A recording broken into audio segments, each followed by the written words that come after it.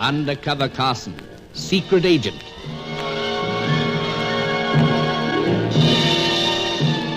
Operation Death Ray, an assignment in Rio.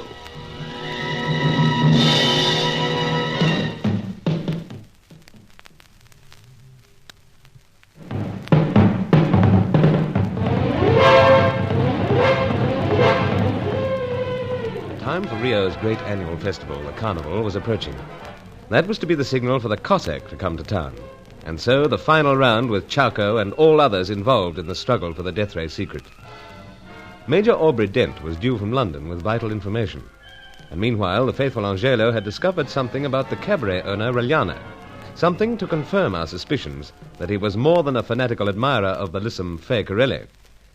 However, Angelo had fallen into unfriendly hands.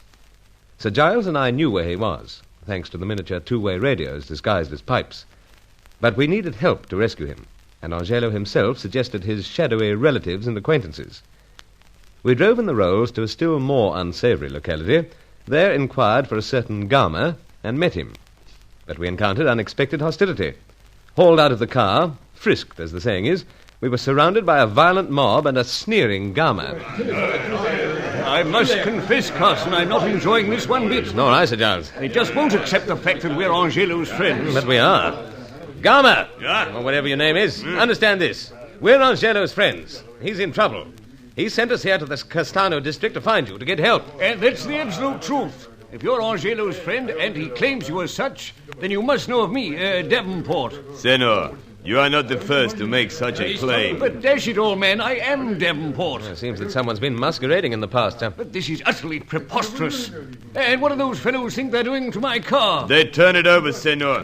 They burn it. Carson, they just can't do this. The trouble is they have our guns, my pipes, and everything. Yes, all so frustrating and awkward. Gamma! And now what? Now what? It seems the interest has switched from the car to something else. Enrico! Pipa!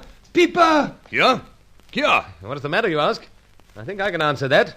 The pipe talks. Talks? Pipa? Si, Gamma! Si, it talks! Silent! Angelo's probably trying to get through to us again. Indeed, Carson. There's the static now.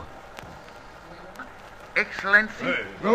Senor, Excellency. Answer. That's Angelo. Do you hear? Angelo. It is not possible. No, you hand the pipe to my friend here. He'll prove it to you. Here, Senor. You are most welcome. Many thanks. That was indeed the voice of Angelo. I'll speak through to him now. Hold steady, everyone. We're getting you, Angelo. We're here with Gama and the others. But they refuse to believe that you're in trouble, that we've only called in this district for help. Perhaps you might convince them. Over. Good, Carson. Good work. Leave this scammer. These are indeed friends who come to you on my behalf, and help I most urgently need. There are many watching over me in this dark house. Rua Prento, Duzentos. Rua Prento, Duzentos. He snapped it off again. So. But that should at least convince Senor Gama. Indeed, Senor. The voice, Gamma. It was of Angelo. And he's in great trouble. As he says, he needs your help most urgently. We go, Senors. We go prepared.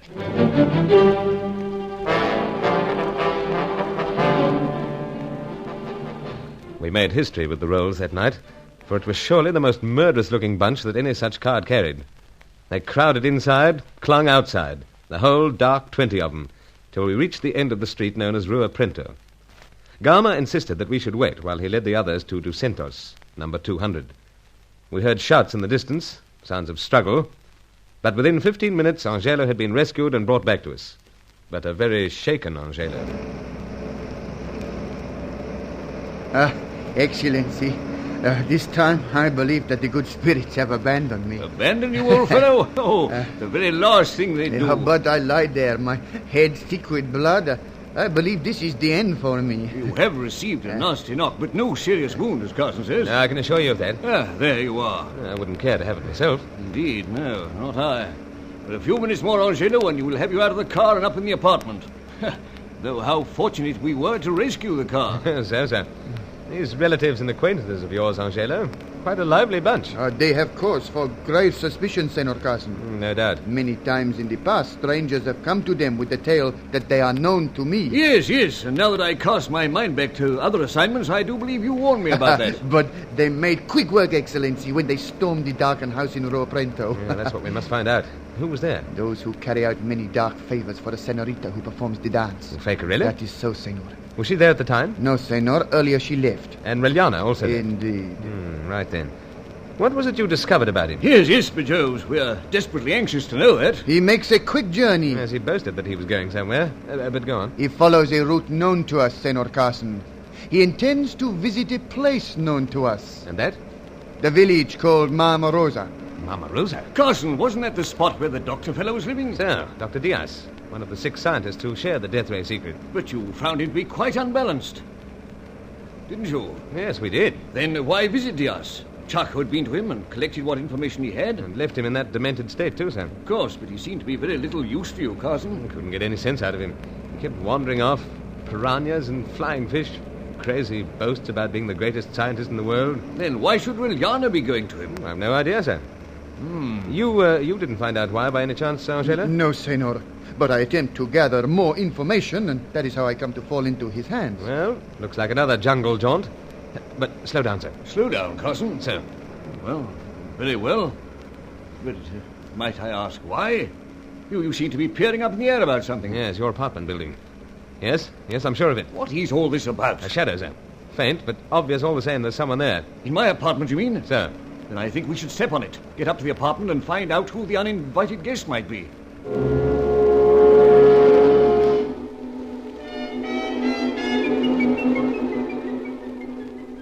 Someone inside, all right, sir? Yes, Carson, I did hear some slight bumping sound. We'll have to open up fast. I have the key ready. Quick into the lock, sharp turn, then in we go. Yeah, but not Angela. Senor, I must assist in whatever... No, you've been in trouble enough as it is. Indeed, you keep well in the background. But now, Carson? Now, sir. Then here we go. Deauville! It is, by Jove. What the blazes? This happens to be my apartment, Mr. Deauville. Well, I didn't expect you back so soon. Apparently not. But what might you be doing here? Sorry, Sir Giles. I intend to ask all the questions. Oh, do you now? I hate to sound melodramatic, school chum, but this is a deadly firearm I have in my hand. But the same goes for me, Carson. Yeah, then what happens? Do we shoot it out? I'm interested enough in my own neck to say no to that. Besides, you might come off second best, old chap. Perhaps. And I don't want you out of the way. Yet.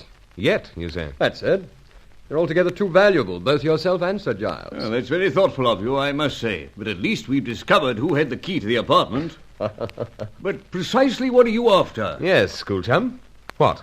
I'm afraid I didn't find it. Yes, but what was it? Well, since we're gradually dropping so many pretenses, I'll tell you. I was wondering why Aubrey Dent was coming out here. You discovered this in the course of your activities as a travel agent, I suppose. Correct, Sir Giles. Well, I fear we're in no position to reveal why. And my search of the apartment has revealed very little, so there's really no point in my staying. Oh, must you really go? I insist, but I'll tell you this. I intend to go to some trouble to find out precisely what brings Aubrey Dent to Rio.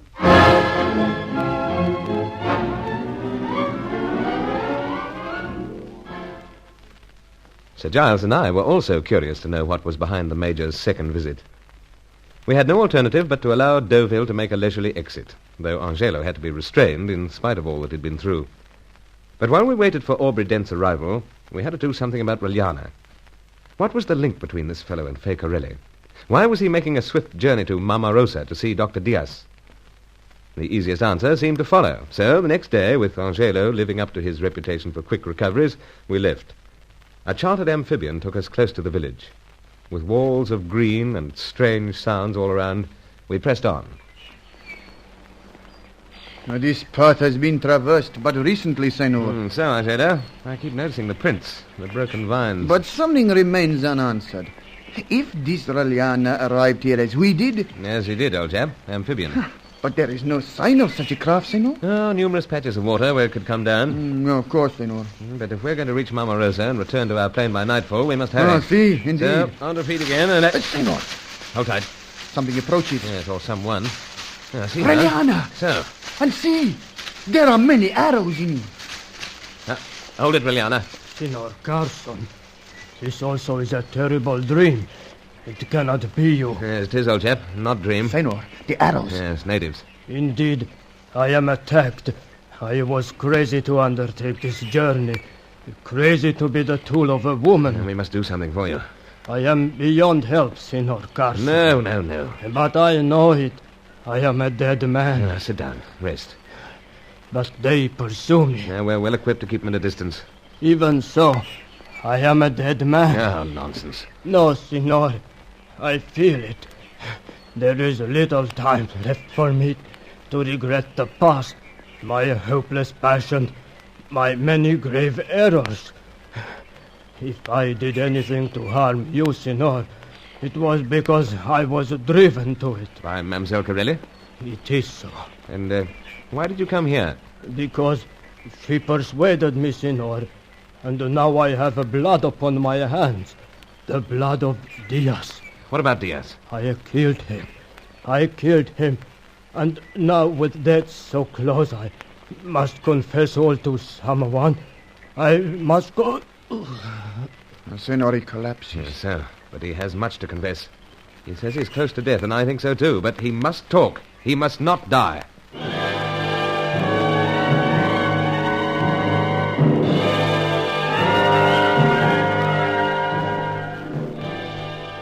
So there it was.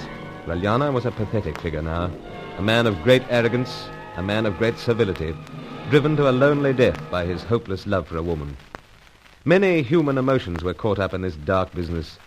But Reliana had to live long enough to tell us of Fay Corelli's latest move in Operation Death Ray.